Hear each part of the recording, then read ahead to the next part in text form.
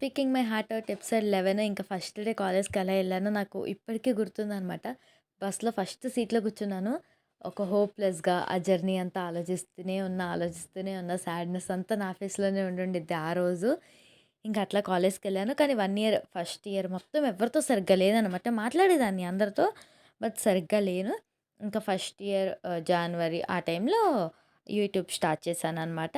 అంటే అనిపిచ్చింది నాకే. అందరూ చదువుకున్నోళ్ళే సక్సెస్ అవుతారా? చదువుకోనోళ్ళు ఎందుకవ్వరు?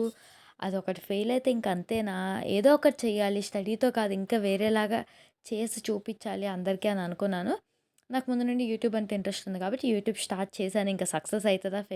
ఫ్లాప్ అయితదా? అనేది పక్కన పెడితే ఇంకా జర్నీ అయితే కొనసాగుతుంది. ఎప్పటికి సక్సెస్ అయితే అప్పటి వరకు పెడుతూనే ఉంటా వీడియోస్ అనైతే ఫిక్స్ అయ్యాను. ఇంకా ఫస్ట్ ఇయర్ మొత్తం సరిగ్గా లేను. ఇంకా ఫస్ట్ ఇయర్ డిప్లొమా కూడా నేను చెప్పాలంటే ఫుల్ కాన్సంట్రేటెడ్‌గా ఏం చదవలేదు నేను. ఇంకా మళ్ళీ సప్లీ ఎగ్జామ్స్ వచ్చినియి. Wait for part 12.